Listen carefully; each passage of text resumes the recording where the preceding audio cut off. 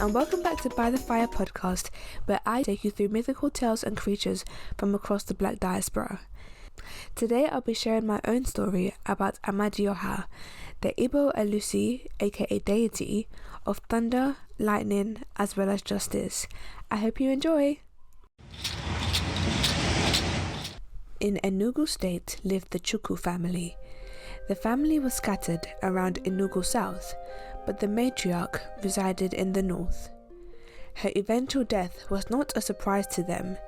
She had been battling sickness for seasons, but the lamenting was short-lived. You see, the Chukwu family had a pressing matter to address. What would come of the Enugu North residents? Mama had passed away before a settlement could be made, which left Ekene and Kelechi in conflict. Now you see, Ekene was the firstborn and felt entitled to the larger property where he could make a home for his children. It was his birthright, no? Kelechi, the younger son, had no children, nor had a want for them. He lived with his roommate that no Chukwu had even met, despite living with the same man for 3 years. His job was making sure Mama ate, showered daily, and that her home was in a livable state. His elder brother ensured that he had food to eat and that Mama's NEPA bills were paid on time. Kelechi felt just as entitled to the home, being her primary caregiver until the end. In such situations, when mediation between family members brought no results, and with no written will, lawyers were just as futile. Here comes Amadioha. My God, please see. If it is true that this home is not rightfully mine, let Amadioha kill me. As soon as that sentence had escaped the man's lips, Amadioha woke from his slumber. Governing over the sun, he paid no heed to the humans of earth and their little spats. As Alusi of thunder and lightning, he struck the earth during Nigeria's rainy season, but he had a more prominent responsibility. He presided all justice on earth, but only when called upon, and now he had been.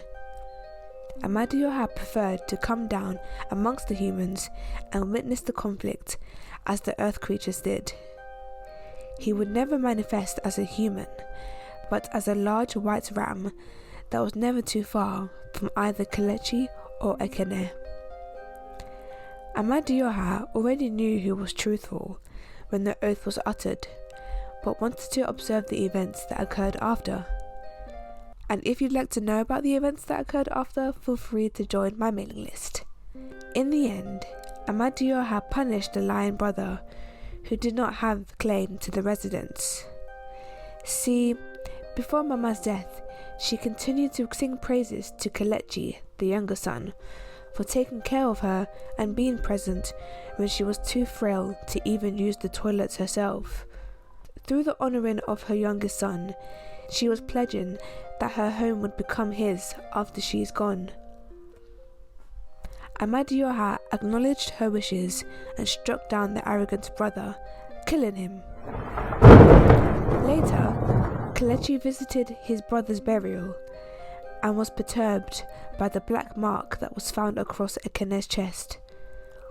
Returning to the north with his in-laws in tow, Mama's place was once again filled with the Chukwu spirit, and even welcomed a newcomer, Kelechi's partner.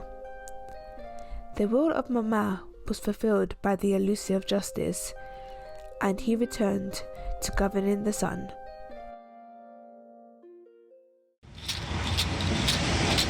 Thank you for listening. I really hope you enjoyed this short story.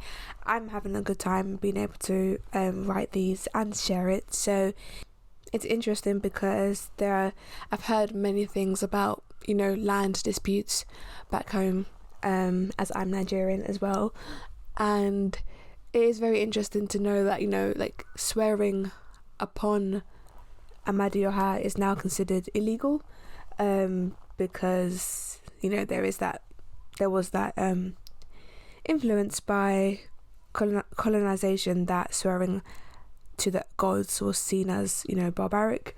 So it was a practice that was shunned and still is. But, I thought I would tell a story of a family who still does that, because I'm sure people today still rely on the involvement of the gods that they worship to settle such things, disputes, or other prayers that they may have.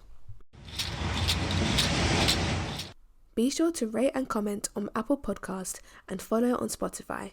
You can also listen on SoundCloud and YouTube, and use the hashtag BTFpod so we can continue the conversation online, and I look forward to you joining me for the next episode. Follow at bythefire_pod on Instagram, TikTok and Twitter, as well as By the Fire Podcast on Facebook.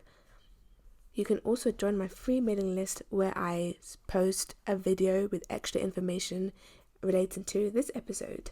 And if you'd like to financially support, you can support my Ko-fi, KO-FI, where you'll be able to access behind the scene footage and transcripts of every story, depending on which membership tier you join. If you have a creature of folklore you'd like to hear or would like to be a guest on the show, send a submission on my website, www.bythefirepodcast.com. If you scroll all the way down, there'll be a submissions box where you can send me your ideas, and I'd love to hear from you. Next week, I'll be sending an email to those in my mailing list where they'll be able to receive all these extra tidbits, and if you want to be a part of that, get to it. Otherwise, I can't wait for you to join me again in 2 weeks' time by the fire. Bye!